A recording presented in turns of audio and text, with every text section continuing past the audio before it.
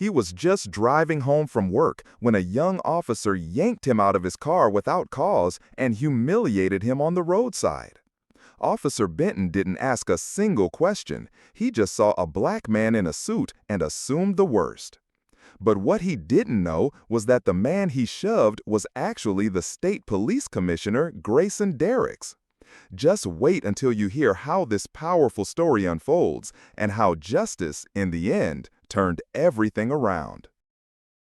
The sun was low, spilling burnt orange light across the quiet roads of the suburbs. A yellow traffic light blinked steadily overhead, casting brief flashes on the windshield of a dark Chevy Tahoe that glided smoothly onto the empty street. Behind the wheel sat a black man in his mid-50s. His suit jacket was neatly buttoned, the shirt crisp despite the long day behind him. His salt and pepper hair was closely cropped, and a fine silver watch glinted softly on his wrist. His name was Grayson Derricks, respected, composed, and tonight, utterly alone. Grayson had just wrapped up a 3-day leadership summit with federal and state law enforcement. He was the state police commissioner, though in this moment, without the badge, the protocol, or the trappings of authority, he was just another driver heading home. As he merged onto the next stretch of road, red and blue lights suddenly flared in his rearview mirror. A patrol SUV pulled in sharply behind him, sirens flashing in insistent bursts. Grayson didn't hesitate. He signaled, slowed down, and pulled to the shoulder. Calm, compliant, professional. He knew the procedures. He had written them. But he also knew even the cleanest record won't always protect you from someone who sees only what they want to see. The door of the patrol car slammed. Footsteps, fast and firm, crunched across the asphalt. A young white officer, Cody Benton, fresh-faced and tightly wound, approached the driver's side with no greeting, no introduction, no pause. "Hands on the hood," he barked. Grayson blinked. "Sir, Don't move," Benton roared again, voice sharp with suspicion. Without another word, the officer reached in, unlatched the door, and forcefully pulled Grayson out.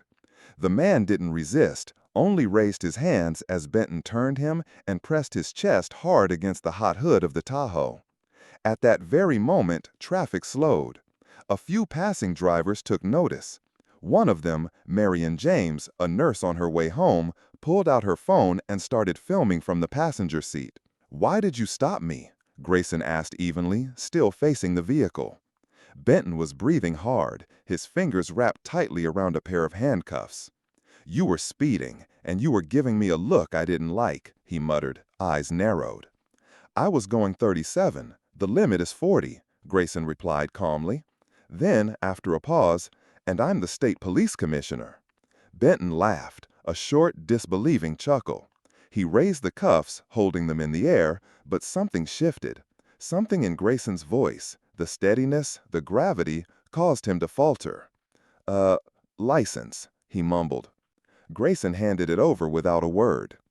The officer looked down at the ID. His posture changed. His eyes darted from the card to the man in front of him and back again. "Commissioner," Benton stammered, taking a nervous step back. Grayson turned his head slightly and met his eyes. "It's too late," he said quietly.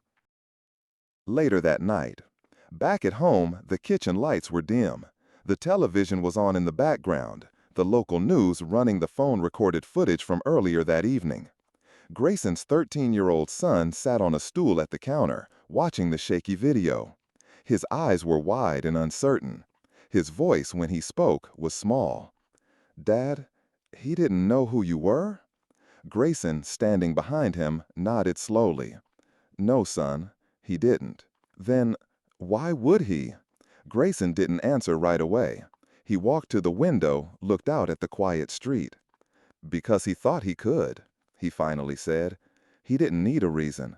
He didn't even try to find one." The boy frowned. "Are you going to fire him?" Grayson turned back toward his son, resting a hand gently on his shoulder. "I'm going to do more than that," he said. "I'm going to show what real strength looks like. Not through fists, not through fury, through action, through justice." Monday morning, State Police Headquarters, briefing room. The room was full. Officers lined the walls, seated and standing, silent as the lights dimmed. A screen at the front flickered to life. The video began to play.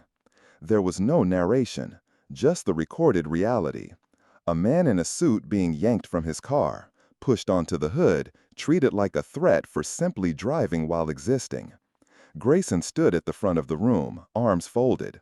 When the video ended, he stepped forward. "That didn't happen because I broke a law," he said.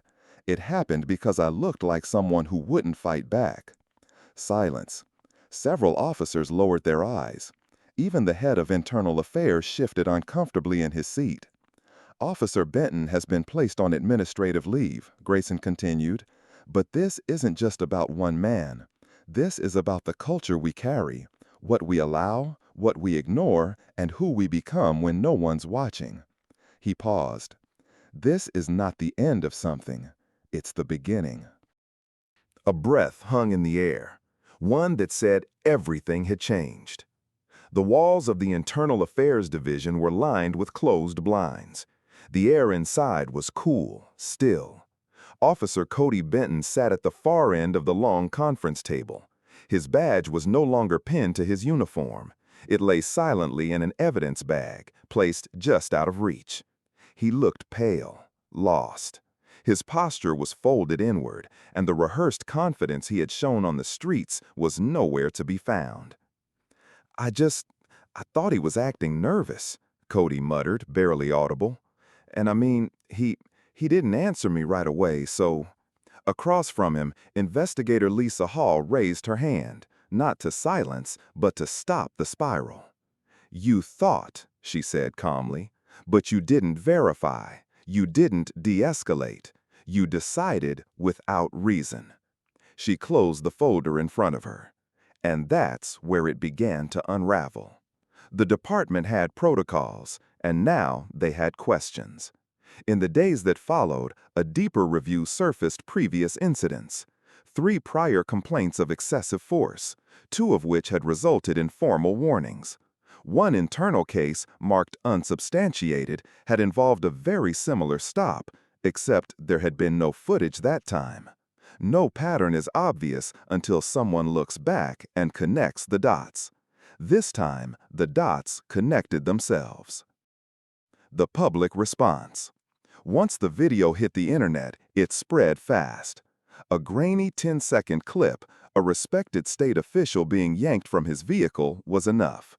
Within 24 hours, hashtags like #CommissionerGray, #PulledOverWhileBlack, and #StopWithDignity were trending across social platforms.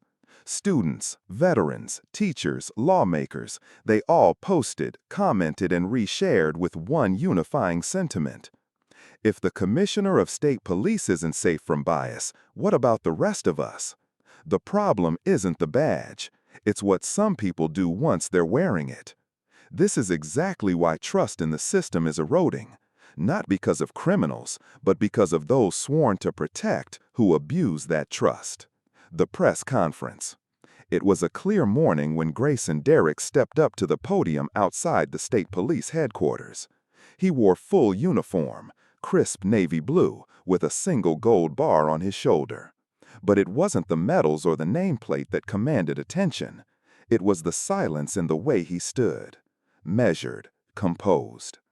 He looked over the rows of cameras and reporters, then spoke. Not loudly, not dramatically, but with clarity that pierced through every microphone. "I didn't file that complaint as the commissioner," he said. "I filed it as a man, as a father, as a citizen who refuses to believe that respect must be earned by a title." He paused. "My son saw that footage. He asked me why it happened, and I had to explain that silence would only make it happen again." One journalist raised her hand. "Commissioner, do you intend to forgive Officer Benton?" Grayson's answer was immediate. "I don't carry anger," he said, "but forgiveness does not erase consequences. Change is not a feeling, it's a process. And we've already begun." 2 months later. The changes came faster than expected. A statewide program called Stops Without Fear launched in the Southern District, then expanded across the region. Every patrol car was equipped with new dash and body cameras. Officers underwent updated training on bias awareness, de-escalation, and community interaction. A new slogan appeared on training manuals. Authority begins with respect, not suspicion. And as for Cody Benton, he no longer wore the badge. But in a rare legal decision, the department, with Grayson's direct recommendation, chose restorative accountability over erasure. Cody was required to attend a 6-week program on race and ethics in law enforcement. Then, unexpectedly, he appeared at a public roundtable hosted by Grayson and a panel of officers, educators, and activists. The room was full, the tone respectful but firm. When it was his turn to speak, Cody paused before the microphone. His voice wasn't defiant. It was clear, careful, changed.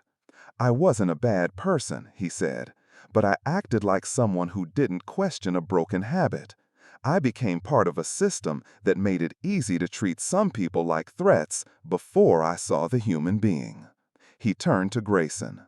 "Thank you for not trying to destroy me, but for holding up a mirror." The final moment. Back at home, Grayson's son sat on the couch once more, watching another news clip. This time, the footage was different. It showed Grayson on a public stage, surrounded not by reporters, but by officers, students, and community leaders, all seated in a circle. There were no sirens, no raised voices, just conversation, just commitment. And in the center, Grayson was speaking. "Sometimes," he said, "you have to be brought to your knees so the whole state can rise with you." The boy turned to his father, eyes bright. "Dad, you're not just a cop, you're a hero." Grayson smiled gently and shook his head. "No, son, I'm just a man who knew when not to stay silent." And for the first time since that long Friday night, the room felt still. But not empty. It felt ready.